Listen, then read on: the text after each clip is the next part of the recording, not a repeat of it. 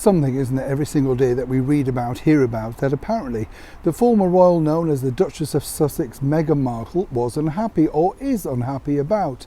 You know, when you listen to that Spotify podcast, it all seems to be about problems, the things that she had to overcome to get where she was, and, you know, a seat at the table. And remember that Manchester speech? It just went on and on and on. And really, when you think about it, what was it about? You know, nobody truly broke it down and said, where's this fit in with the actual charity that, of course, you're speaking to?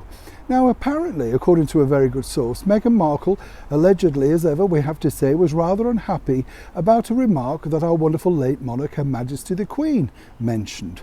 And it's strange, isn't it, to think that once again, you know, when you think about it, the late monarch really didn't say too much, but when she did, boy, how did we take notice. Morning, Neil, Sean here in the very heart of London. Thank you so much for joining me today, and as ever, lovely to have your company. Whatever you're doing, do keep safe, do keep warm. I know we're headed into winter in certain parts of the world.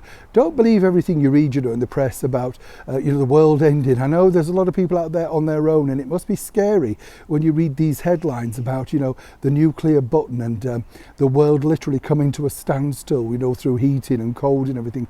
Try and remain cheerful. Put some music on that matters to you.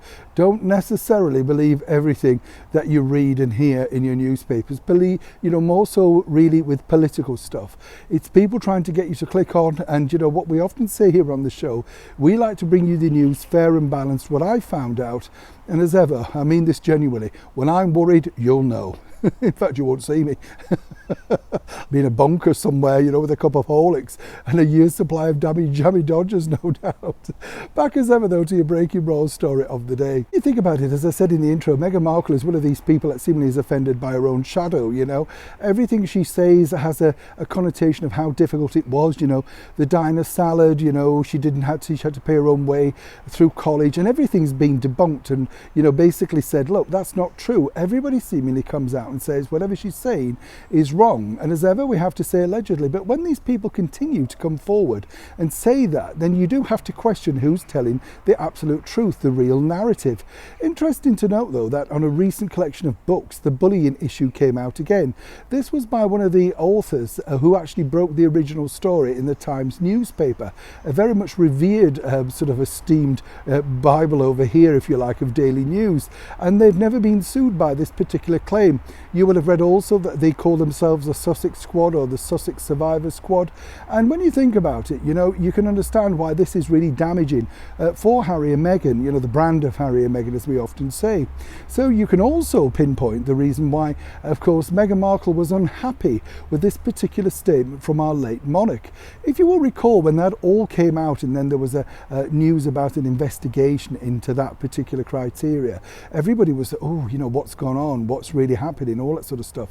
And then very quietly, as ever, our wonderful late monarch organised a private investigation into those claims. Of course, it was at her wish that we never actually found out the results. Something, according to a very good source, that Miss Markle was very unhappy about, because she felt that she could be vindicated, as did Prince Harry, if these were put out into the public domain.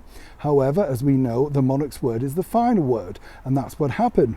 But according to a good source, the real sting in the tail and the real reason why Meghan felt very let down, humiliated, whichever way you want to look at it, was the famous recollections. You know, the recollections may vary. Remember that statement, of course, from our late monarch?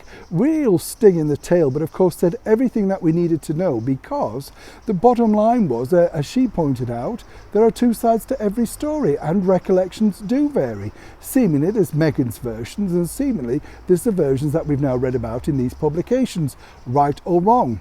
But according to that good source, and again we have to say allegedly, Meghan feels that, you know, very let down by that statement, because it's the one ringing statement that people refer back to with regards to this situation. Now, we haven't really had her side of it yet, you know, because seemingly she's not so fit or indeed want to go down the litigation route. Many people would state, well, if she went down that route, that would really refute these claims. So what is the reason that she's truly holding back? And it's all very well to cite one word or one line of answer back from our late monarch, but if you really had the courage of your convictions, surely you would go down the litigation route. So as ever, while many people may feel sorry for Miss Markle with the way things have turned out, and yes, there will be some out there that do, realistically, one has to stick with that very, very now famous line from our late and wonderful monarch. Indeed, Meghan, recollections may vary. Neil Sean in the very heart of London.